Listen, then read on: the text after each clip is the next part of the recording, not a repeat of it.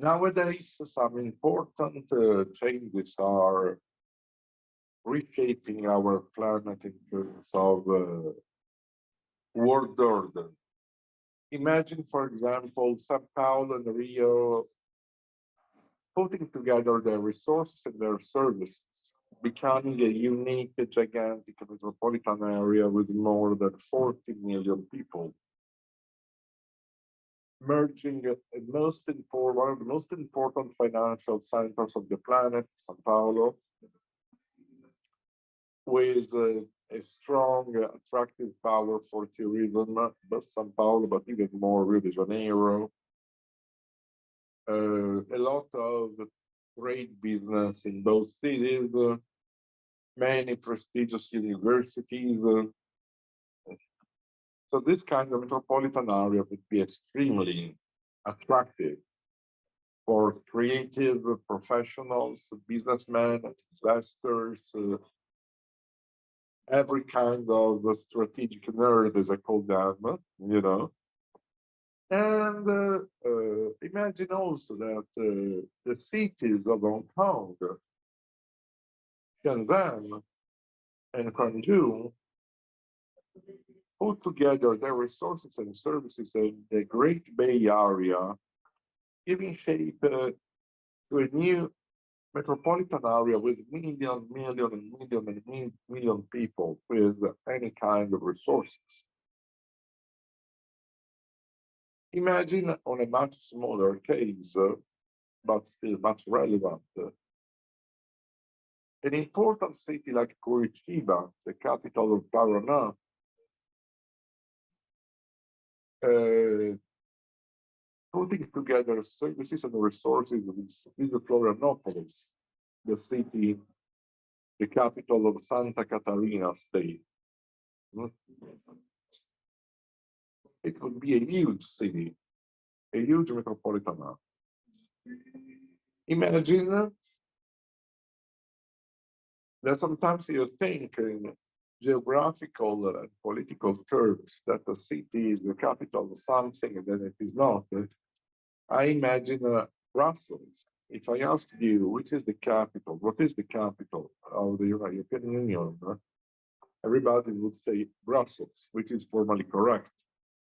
Nevertheless, Brussels is in the middle between Amsterdam and Paris, and more or less is 1 hour and 30 by train, high-speed train, northwards and east and southwards. 35,000 lobbyists work in Brussels almost every day, but only a very small amount of them is living in Brussels.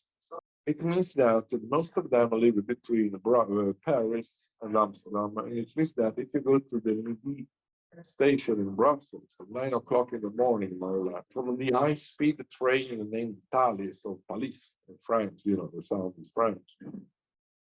You have many people coming from north and from south. When it's around 5 o'clock, the flows are the opposite direction. So people go to the Midi station or, you know, to go southwards, so towards Paris or northwards towards Amsterdam. So it means that in practice, on these trains, people talk, people debate business, people look for opportunities, takes a look to revise documents, papers, proposals in a certain way. There is an HYPERCITY, as I call it, a metropolitan area called Thalys, which is the true capital of the European Union in a certain way. These gigantic metropolitan areas are becoming the most important engines on our planet for business, development, technological change, and so on. I call them hypercities. And in this video, I will focus on the importance of hypercities as a strategic game changer and global player, rethinking what is happening in our turbulent and convergent world order. I will quickly introduce you the main features of the hypercity And I will also show smaller examples. This hypercity phenomenon is taking shape at many different levels. The biggest examples in terms of size and expansions are the ones I just told you about the Great Bay metropolitan area rather than Sao Paulo, Rio, or even the Mercosidade project of the Mercosur in Latin America to put together cities of different countries, interconnecting them, like in South Brazil with Argentina, with Paraguay, and so forth. The example of the Thalys is another good example of the Thalys hypercity linking in a way Amsterdam, Brussels. Nevertheless, on a smaller scale, we can also provide some examples from Italy. For example, the current debate about the possibility or not to put together the Tuscany region and the Emilia-Romagna region, considering the two capitals, Bologna and Florence, are already interconnected by high-speed train, which requires 38 minutes from the center of Bologna to the center of Florence and vice versa, which means that it's easier to move between Bologna and Florence than to move from the hinterland of Bologna municipality center, or from the hinterland of Florence to the city of Florence. On an even smaller scale, but not less interesting, is the attempt to create the municipality of Nuova Pescara, which would turn the current town of Pescara, 120,000 inhabitants, into a 200,000 small city, also considering that Pescara is on the Adriatic Sea and it would be strategic. It might be strategic, but this project doesn't exist yet.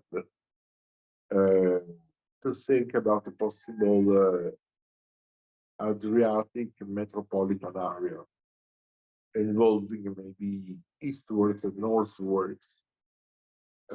What is around Pescara from Ancona to Bari, at least, but also eastwards, considering the ex-Yugoslavia cities more or less in front of Ancona or in front of Pescara, just like Split, for example. We are living in an age of global convergent turbulence. It means that many, many changes are affecting the design of the global world order. And probably the most important is the decreasing power and role and function of the national states. Nevertheless, the more the states are losing power, the more they are pretending they are not. And it leads to very, very risky scenarios. States are losing power on a more macro scale because stronger and stronger, let's say, transnational and sovereign organizations such as the WTO or the OECD are ruling more and more the standards of global governance, for example, uh, trying to unify public policy design and management on a apparently lower level. What some scholars like Alexander Carter-Winter call subunits are merging, unifying each other at a lower level than the states, but taking shape, giving shape to new organizations, which are much more transnational, much more cross-fertilizing the public policy design and development and implementation. That's the case, for example, of the hypercities, which are the topic of this video. An hypercity has all the features of a smart city, but of course, it's not just a smart city. It is also a creative city where the creative class is attracted, where the importance of intangible economy is higher than the importance of tangible economy, and where cosmopolitanism, knowledge and science intensive processes and organizations grow up easily and evolve easily, where an important legal expansion takes shape. To understand these macro cycles of turbulent, convergent global change, we have to consider four key variables: demography,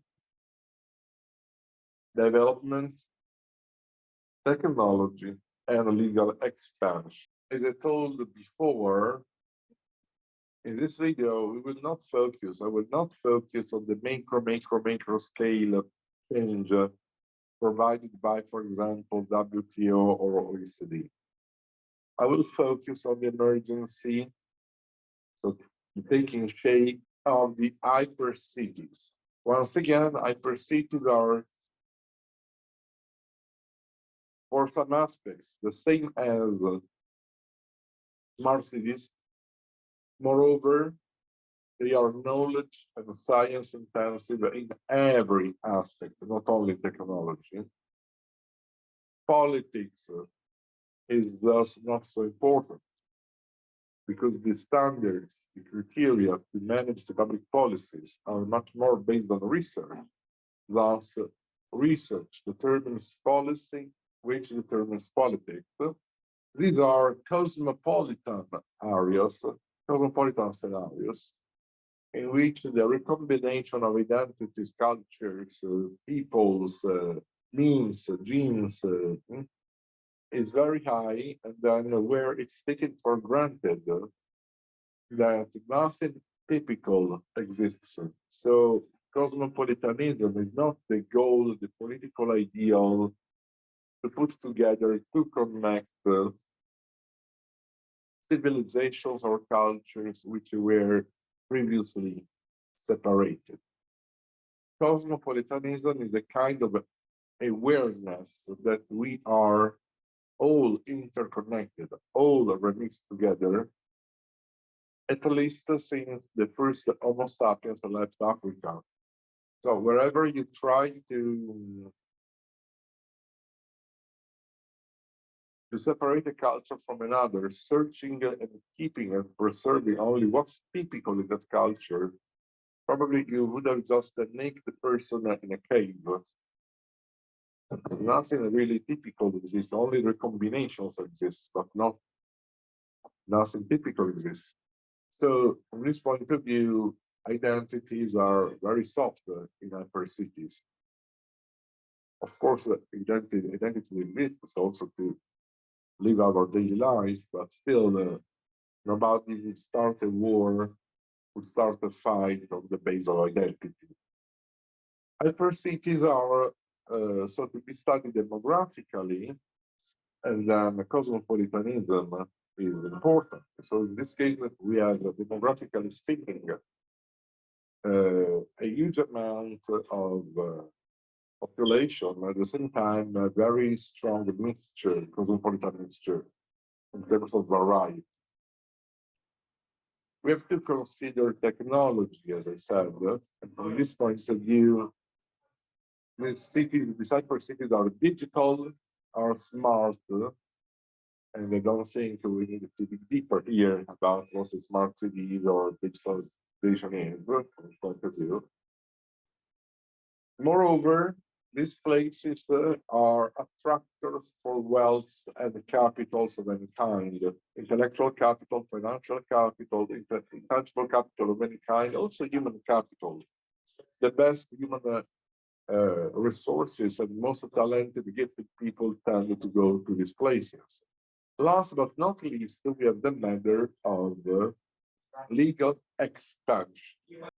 The concept of hypercity also allows us to clarify that the connection, the relationship between digitalization and legal expansion, the independent variable is digitalization, and the dependent variable is legal expansion. Or if you prefer, instead of legal expansion, we can use the term jurisdiction.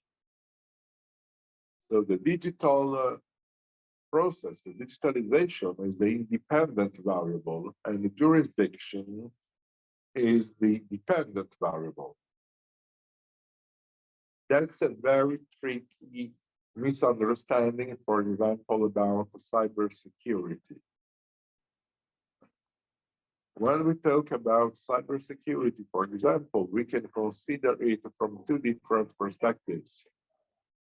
One perspective can be called the fortress. The other one can be called the airport.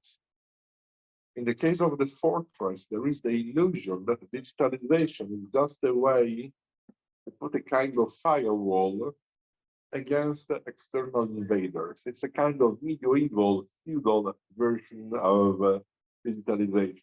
So the fortress remains the same, the structure remains the same, the organization remains the same. I simply put in also, for example, video cameras, safety controls, but it's a kind of paradox because in this case, the firewall is like the archers with the firing arrows in the Middle Ages, you know. And sometimes to protect oneself from the siege in this kind of fortresses, they put so big walls, so big protections that the enemies at the beginning didn't even come close to the castle, to the fortress.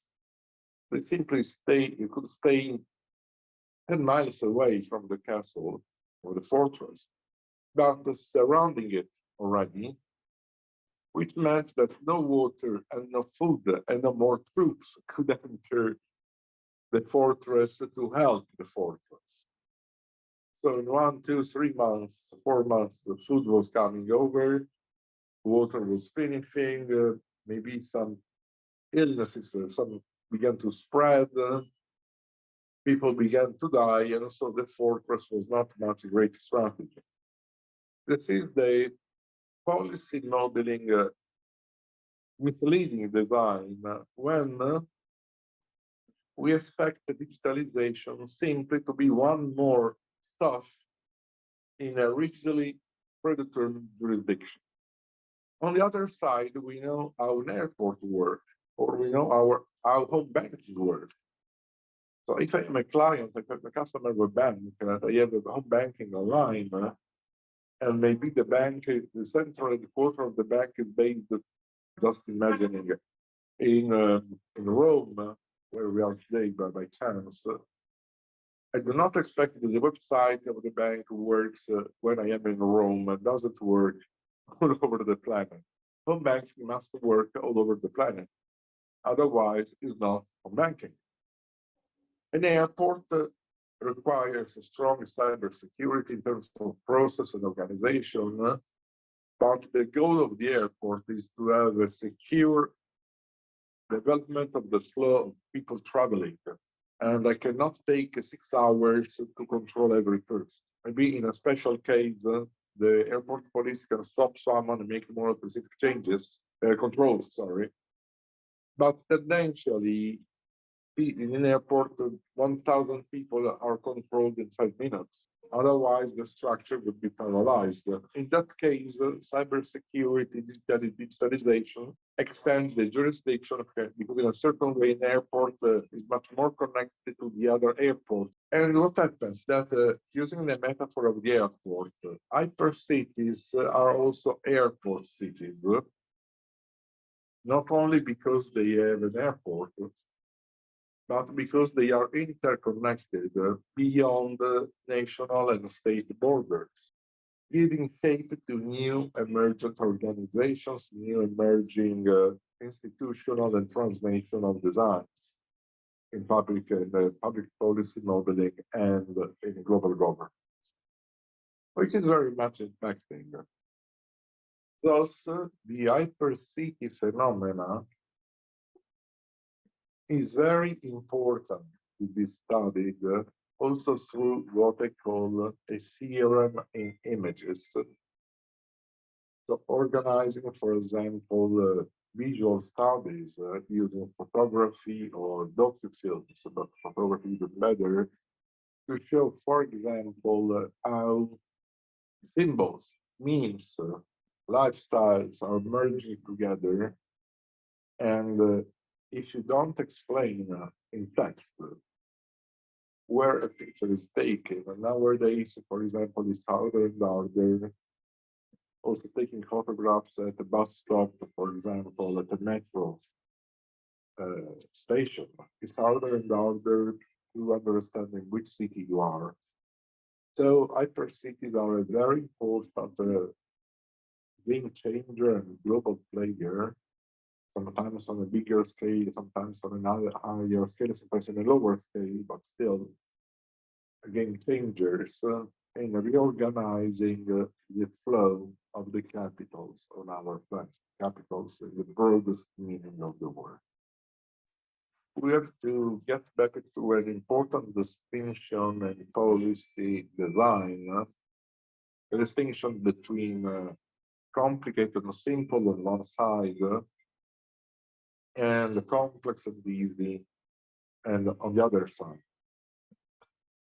Imagine a fisherman with his boat, his little cottage on the seashore, and behind his cottage on the seashore, a small town with one bank, one post office, one grocery, whatever.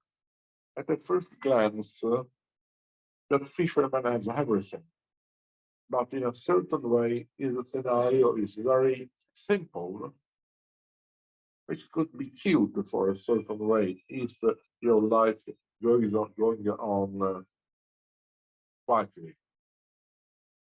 But it's also complicated because one tidal wave from the ocean, from the sea, is enough to sweep away the boat, the cottage, and the town, and probably the life of the fisherman himself. On the other side, on the opposite, we have a complex and easy scenario. Imagine a scenario in which you are in a metropolitan area and you have 30 minutes for lunch and 50 restaurants, cafeterias, fast foods, whatever, to select among. The scenario is more complex because you have some way to fix your standards to choose where you want to eat. But the scenario is also easier because the risk that you remain with no food and you starve is practically zero. So what is happening is that some areas are turning into a kind of new feudal fortress in which what is not familiar is welcome with boiled fish, which is not a great welcome. On the other side, we are having hyper cities.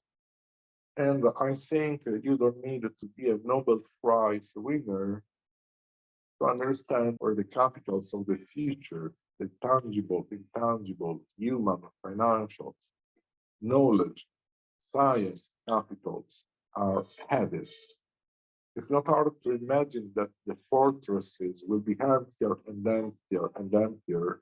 And in the fortresses, politics will be every day more and more important, debating about nothing important because no resources will be there. On the other side, knowledge and science-based organization will feature hypercities, which will be the attractors of the next capitals and wealth strategies on the planet. So I think it's a very important bifurcation, and I think it's not either or.